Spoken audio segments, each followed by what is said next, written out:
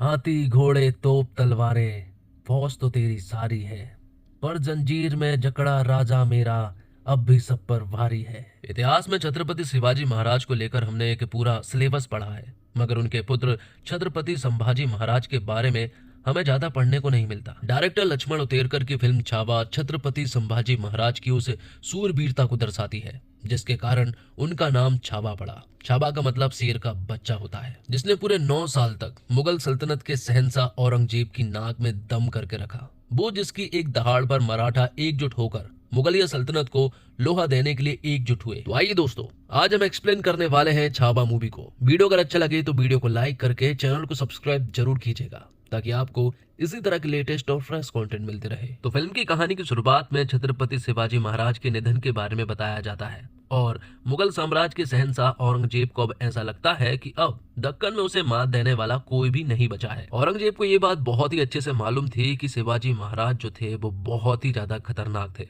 और उनकी टक्कर का उन्हें ऐसा नहीं लगता कि अब कोई बचा होगा।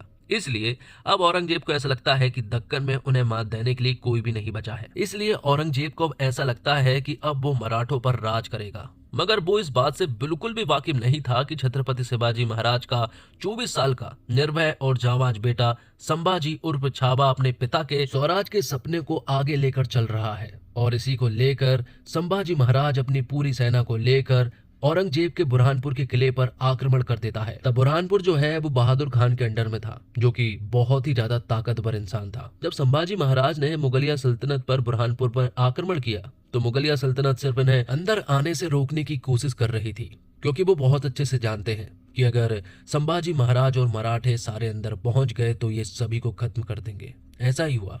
संभाजी महाराज की सेना ने यहाँ पर मुगलिया सल्तनत को पूरी तरह से खत्म कर दिया था। आखिर में संभाजी की मुलाकात होती है बहादुर खान से, जो कि बहुत ही ज्यादा ताकतवर है। यहाँ पर बहादुर खान ने चालाकी से संभाजी महाराज को एक ऐसे बेसमेंट में गिरा दिया जहां पर कि एक भूखा शेर था। यहाँ पर संभाजी महाराज की फाइट उस भूखे शेर से होती है, लेकिन यहाँ पर वो शेर नहीं जानता है कि दरअसल में वो भी एक शेर से ही लड़ रहा है।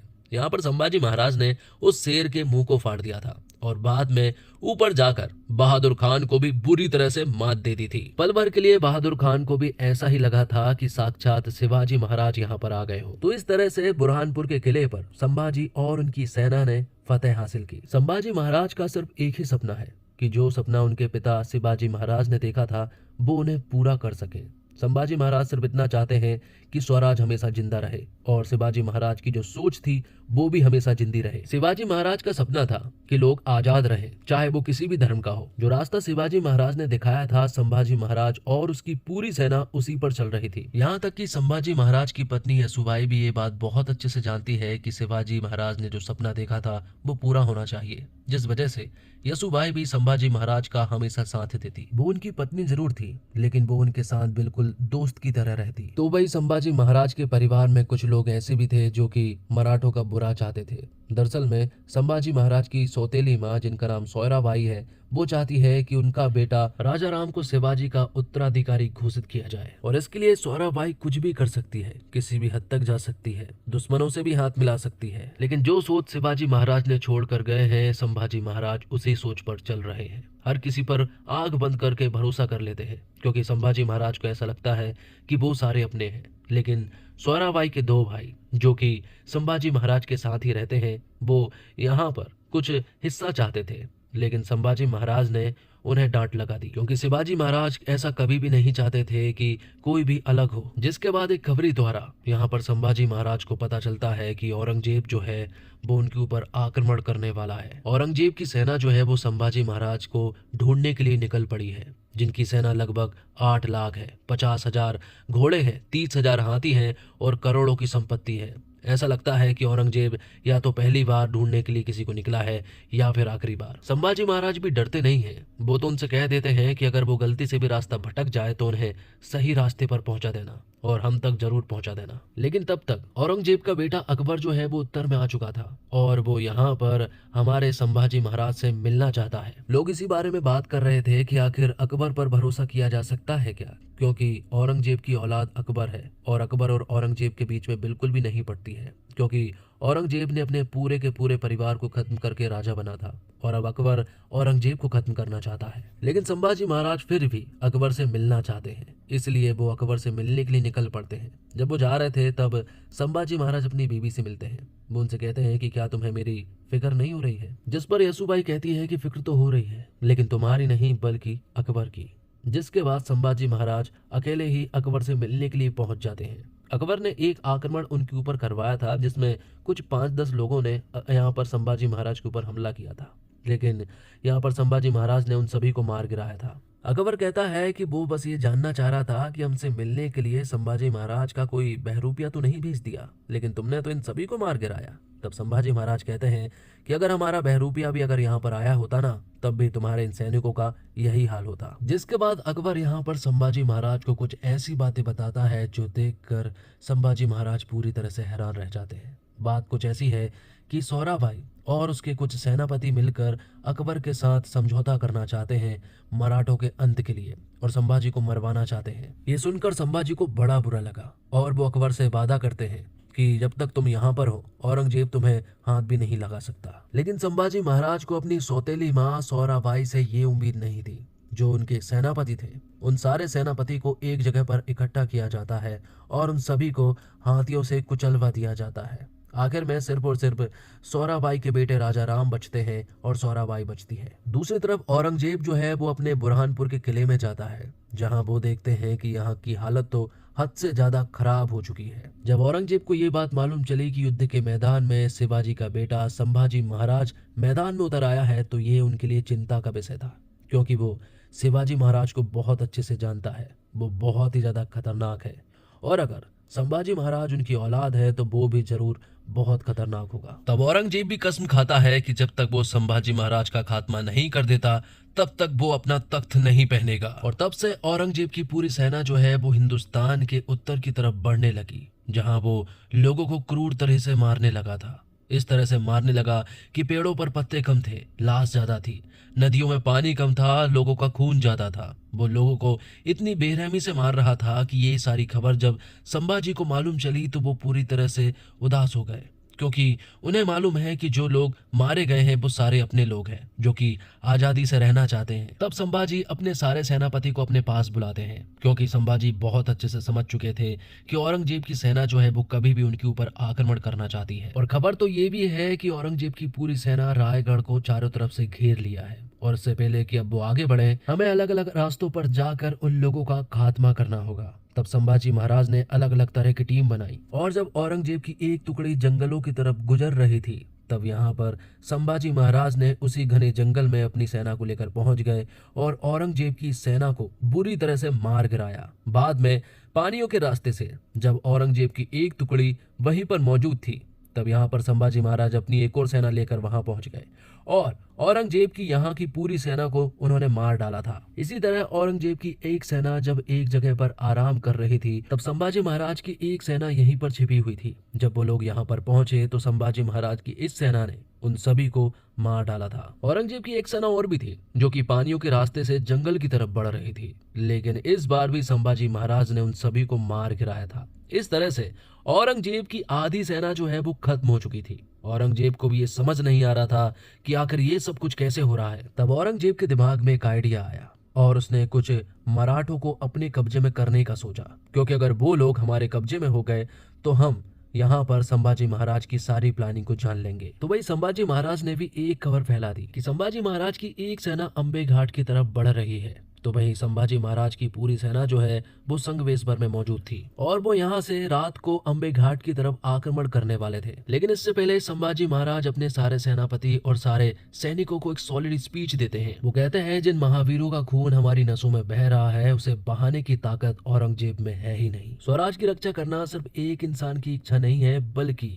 हर एक इंसान की इच्छा है कि इसकी रक्षा की जाए। अब समय आ गया है हिंद प्रांत से इस शैतान को खत्म करने का। बात कुछ ऐसी है कि औरंगजेब ने कई सारे मराठों को खरीद लिया था और ये स्पीच संभाजी महाराज उन्हीं लोगों के लिए दे रहे थे। तो पूरी की पूरी सेना जो है वो संगमेश्वर में मौजूद थी और वो रात के समय में औरंग की तरफ बढ़ने वाले थे और उनके ऊपर आक्रमण करने वाले थे। लेकिन इससे पहले कि सारी की सारी सेना जो है वो औरंग की तरफ आक्रमण कर पाती, उससे पहले हमें मालूम चलता है कि औरंग की सेना ही रात को ही यहाँ संगमेश्वर में आक्रमण करने के लिए पहुंच चुकी है। लेकिन अंबे घाट से संगमेश्वर तक पहुंचने का रास्ता आखिरकार किसने बताया? ये रास्ता जरूर सिर्फ एक मराठा ही बता सकता है। और वो गद्दार दरअसल में यसुबाई के दोनों भाई थे, जिन्हें संभाजी महाराज अपना मानते थे, लेकिन वो औरंग की साइड हो गए थे।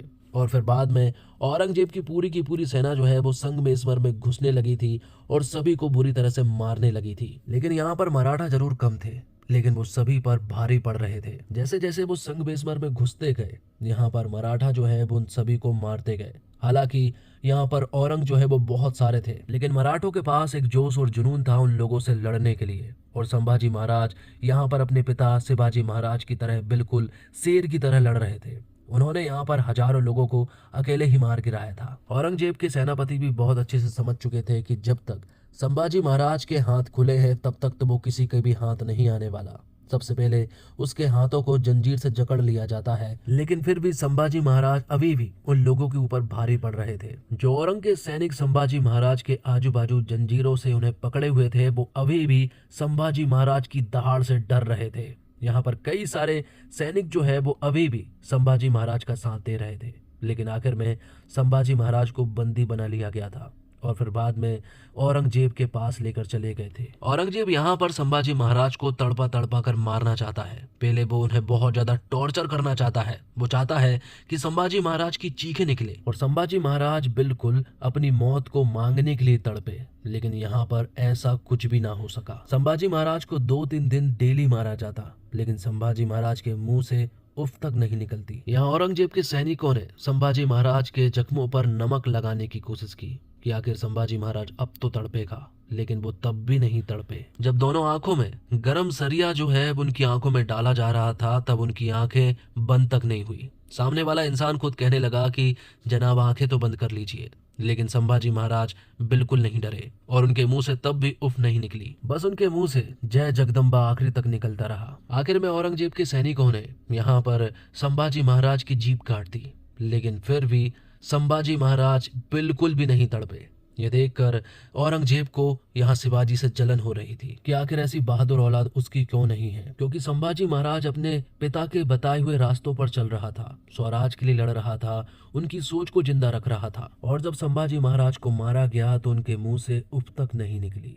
ये जीत जरूर औरंगजेब की है, लेकिन ये जीत औरंगजेब को महसूस ही नहीं हुई। तो दोस्तों, जब फिल्म खत्म हो और आपके दाएं तरफ बैठे दर्शक की आंखों में आंसू हो और बाएं तरफ बैठा दर्शक शौक में हो, तो समझ जाइए कि क्या ही कमाल का सिनेमा बना होगा। ऐसी कमाल की फिल्में सालों में बनती हैं। विकी कौशल वो एक्टर बनते जा रहे हैं जिनका ना सिर्फ स्टारडम बढ़ रहा है, बल्कि वो एक एक्टर के तौर पर भी खुद को आगे बढ़ा रहे हैं। वो नया सीख रहे हैं, नया कर रहे हैं। अपने क्राफ्ट को लेकर उनमें जो गंभीरता है वो उन्हें एक नए मुकाम पर ले आई है और छावा वो करेगी जिसे किसी के भी करियर में करिश्मा कहा जाता है। ये फिल्म कमाल की है और इस फिल्म में विकी ने अपनी आत्मा डाल दी है, खुद को झोंक दिया है और ये बात आप हर फ्रेम में महसूस करते हैं। और एक सीन में जब छत्रपति संभाजी महाराज की पत्नी के भाई छत्रपति शिवाजी महाराज के बारे में कुछ उल्टा कह देते हैं तो संभाजी महाराज गरज उठते हैं। इस सीन में विक्की की पावर ऐसी है कि थिएटर में बैठा दर्शक कांप जाता है। आखिर में औरंगजेब की बेटी कहती है, संभा अपनी मौत का जश्न मनाकर चला गया और हमें छोड़ गया अपनी जिंदगी का मातम मनाने। ये बताता है कि संभाजी कितने बड़े वीर थे। ये फिल्म देखते हुए आपको लगेगा कि आप इतिहास की उन गलियों में वापस चले गए हैं। आप छत्रपति संभाजी महाराज के शौर्य और उनकी महानता की, उनकी वीरता को बड़े करीब से महसूस करेंगे। फिल्म का हर एक फ्रेम आपको बांध कर रखेगा, पलक झपकाने का मौका भी नहीं देगा। लड़ाई की सीन बहुत ही सुपर है, बिल्कुल भी नकली नहीं लगते। परफॉर्मेंस इस फिल्म को एक अलग स्केल पर ले जा लेती है। आप इतिहास की इस कहानी को जानकर गर्व महसूस करते हैं कि हम उस देश में रहते हैं जहां छत्रपति संभाजी महाराज जैसे वीर पैदा हुए। आखिर का आधा घंटा इतना ज्यादा हिला डालेगा कि आपको नॉर्मल होने में वक्त लगेगा। और विकी कौशल अपने करियर का बेस्ट दिया है। वो हर फिल्म में खुद को और आगे ले जा रहे हैं। अपने काम को वो कितनी गंभीरता से ले लेते हैं, इसका अंदाजा आपको ये फिल्म अच्छे से दे देती है। उनकी स्क्रीन प्रेजेंस में एक करिश्मा नजर आता है। डायलॉग डिलीवरी कमाल की है। हर तरह के इमोशन को विकी ने जिया है और ये फिल्म यह भरोसा भी दे देती है कि अगली फिल्म में विकी इससे भी बेहतर करेंगे। ये उनके स्टारडम को कई लेवल ऊपर ले गई है। रश्मिका मंदाना का काम अच्छा है, वो स्क्रीन पर एक अलग करिश्मा पैदा करती है। इस किरदार के लिए उनकी मेहनत नजर आती है। अक्षय खन्ना को देखकर लगता है कि अगर औरंगजेब होता तो खुद कंफ्यूज हो जाता कि असली वाला कौन सा है। उनका काम इतना कमाल का है। विनीत कुमार सिंह शानदार है। कवि कलेश के किरदार में उन्होंने जान डाल दी है। क्लाइमैक्स से पहले उनके सीन पर गजब तालियां बजती है। और इस फिल्म को लक्ष्मण उतेरकर ने डायरेक्ट किया है। हिंदी मीडियम, लुका छुपी, मिमी जैसी फिल्म बनाने वाले लक्ष्मण ने यहाँ कुछ अलग काम किया है। इतिहास के ऐसे वीर पर फिल्म बनाना आसान नहीं होता। थोड़ा भी यहाँ वहाँ हुआ तो आप पर सवाल खड़े हो जाते हैं। लक्ष्मण ने यहाँ अपना काम ईमानदारी से किया है। ऐसे वीर की कहानी को लोगों तक पहुंचाने के लिए उनकी तारीफ होनी चाहिए। तारीफ फिल्म को बनाने वाले मैडॉक फिल्म्स और दिनेश बिजान की भी होनी चाहिए कि उन्होंने ऐसी फिल्म की कहानी को चुना और उसे सही आकार दिया। और मराठा साम्राज्य के पहले छत्रपति शिवाजी महाराज की कहानी कौन नहीं जानता। शिवाजी ने मुगलों को कड़ी टक्कर दी थी। उनके निधन के बाद अपनों के साथ साथ दुश्मनों ने भी उनके जाने का शौक मनाया। जब सोचा जा रहा था कि शिवाजी के मराठों का कोई नहीं रहा, तब उनके बेटे संभाजी महाराज ने मराठा साम्राज्य की कमान संभाली और मुगल शासक औरंगजेब को नाको चने चब्बा दिए। विकी कौशल ने संभाजी महाराज के रोल को काफी बढ़िया तरीके से निभाया है। पर्दे पर आप उनकी मेहनत को देख सकते हैं। एक इंटरव्यू में उन्होंने कहा था कि डायरेक्टर लक्ष्मण उतेरकर ने उन्हें शेर जैसा लगने को कहा था और इसमें बिल्कुल विकी जो है वो सफल रहे हैं। फिल्म में एक सीक्वेंस के दौरान आप उन्हें एकदम अपने किरदार में खोया पाएंगे। यहाँ युद्ध के बीच संभा मुगलों की सेना में लड़ाई लड़ रहे हैं। उनके साथ ही एक एक करके ढेर हो रहे हैं, लेकिन संभाजी की हिम्मत अलग ही है। 1000 सैनिक एक संभा को रोक पाने में नाकाम रहे हैं। बेड़ियों में जकड़े जाने के बाद भी उनके करीब जाने में लोगों के पसीने छूट रहे हैं। यही सीन आपको बताता है कि विकी कौशल कितने बढ़िया कलाकार हैं।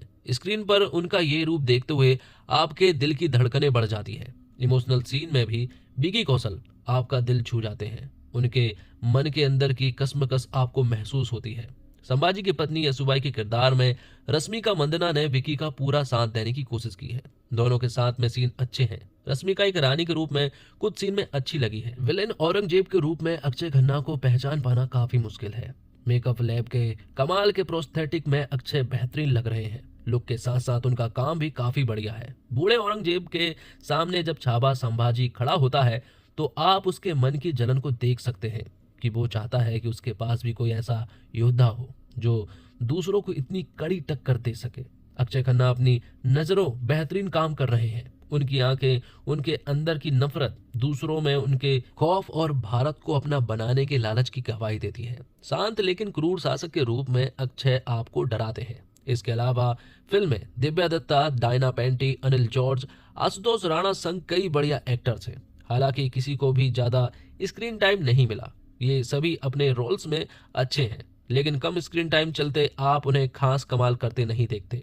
संभाजी के दोस्त कवि कलश के रूप में विनीत कुमार सिंह ने अपने किरदार के साथ न्याय किया है। संभाजी संग उनकी कविता भी सुनने लायक है। उनका श्रेय इरशाद कामिल को जाता है, जिन्होंने ऋषि बिरमानी के साथ डायलॉग राइटिंग की है। छावा हमें इतिहास के उस सुनहरे पन्ने तक लेकर जाती है जिस तक ज्यादातर लोग नहीं पहुंच पाए। छावा के जरिए अपने राज्य के लिए, अपने पिता के सपने के लिए, अपनी प्रजा के लिए हंसते हंसते अपनी जान न्यौछावर करने वाले एक धुरंधर योद्धा की कहानी लक्ष्मण उतेरकर बड़ी ही शिद्दत से हमारे सामने पेश करते हैं। विकी कौशल अपनी एक्टिंग से ये बताते हैं कि हमारे देश का इतिहास कितना गौरवशाली रहा, जो यहाँ छत्रपति संभाजी महाराज जैसे वीर पुरुष जन्मे हैं। मुगलों की लाखों की सेना के सामने कुछ हजार लोगों के साथ लड़ना आज भी नामुमकिन सा लगता है, लेकिन जिस बहादुरी से छत्रपति संभाजी महाराज ने वो कर दिखाया, वो बहादुरी आज के समय में लॉजिक से चलने वाली ऑडियंस तक पहुंचाना इस फिल्म का सबसे बड़ा चैलेंज था। लेकिन ये चैलेंज लक्ष्मण उतेरकर और विकी कौशल के साथ मिलकर बखूबी निभाया है, क्योंकि ये सीन देखकर कोई सवाल दिमाग में नहीं आता, सिर्फ गर्व महसूस होता है। दरअसल इस फिल्म को बनाते हुए लक्ष्मण उतेरकर के कंधों पर बैठा हुआ जिम्मेदारी का बोझ फर्स्ट हाफ में साफ नजर आता है। फिल्म में पूरी तरह से ध्यान दिया रखा है कि किसी को भी गलत तरीके से पेश ना किया जाए। छत्रपति संभाजी महाराज हो, अनाथी पंथ हो, सोयराबाई हो, छत्रपति संभाजी महाराज से जुड़े हर किरदार का कैरेक्टराइजेशन इतना ध्यान से किया गया है कि थिएटर में बैठे भी हम लक्ष्मण उतेरकर के कंधों पर बैठा हुआ प्रेशर महसूस कर पाते हैं। और क्यों ना हो, अब लोगों बड़े बड़े डिस्क्लेमर के बावजूद फिल्में मनोरंजन के लिए देखते हैं। अगर कुछ थोड़ा सा ड्रामा किरदार में शामिल किया जाए तो शायद कल उठकर सोयराबाई या अनाती पंथ के रिश्तेदार फिल्म को बैन करने की मांग भी कर सकते थे।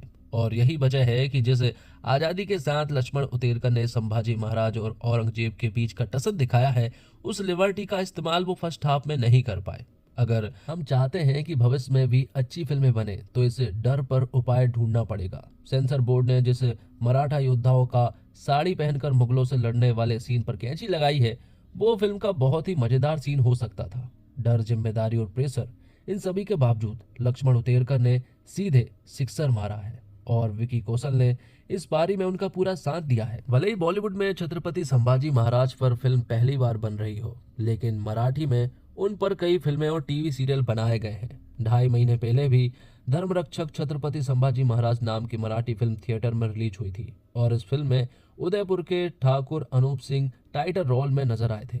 उनसे पहले डॉक्टर अमोल कोल्हे ने लगभग 2.5 साल तक टीवी सीरियल में ये किरदार निभाया था। ये दोनों एक्टर फिजिकली बहुत स्ट्रांग दिखते हैं। छत्रपति संभाजी महाराज के बारे में ये कहा गया है कि वो पहलवान की तरह दिखते थे और इसलिए विकी कौशल इसे किस तरह से निभाएंगे, क्या वो इस किरदार को न्याय पाएंगे, ये सारे सवाल दिमाग में थे और विकी ने अपनी एक्टिंग से इस सारे सवालों को जवाब दिए हैं। विकी कौशल में छत्रपति शिवाजी महाराज की झलक दिख जाए, इतनी सटीकता से उन्होंने संभाजी महाराज का किरदार निभाया है।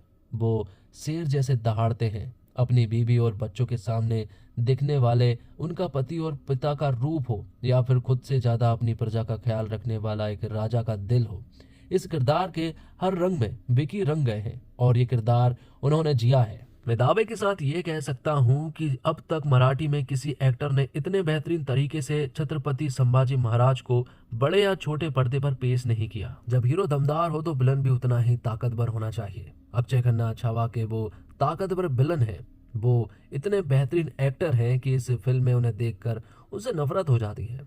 उनकी झलक बड़े पर्दे पर देख हमारा खून खौल उठता है। कवि कलश के किरदार में विनीत कुमार सिंह भी छा गए हैं। फिल्म में रश्मिका मंदाना की कास्टिंग क्यों की है, ये सवाल सबसे पहले भी था और आज भी है। छत्रपति संभाजी महाराज की साउथ इंडियन एक्सेंट वाली पत्नी हजम करना थोड़ा सा मुश्किल होता है। यशुबाई कोंकण से थी, यहाँ तो लग रहा था वो हैदराबाद से थी। चलो मराठी एक्सेंट से ना सही, लेकिन वो अगर हिंदी में भी ठीक से बोल लेती तो भी चल जाता। तो इसी के साथ ये वीडियो यहीं पर समाप्त होता है। तो दोस्तों उम्मीद करता हूँ आपको वीडियो पसंद आई होगी। वीडियो पसंद आई हो तो वीडियो को लाइक करके चैनल को सब्सक्राइब जरूर कीजिएगा ताकि आपको इसी तरह के लेटेस्ट और फ्रेश कंटेंट मिलते रहे। मिलते हैं एक और कमाल की वीडियो के साथ, तब तक के लिए आप हमारे चैनल के साथ बने रहिए।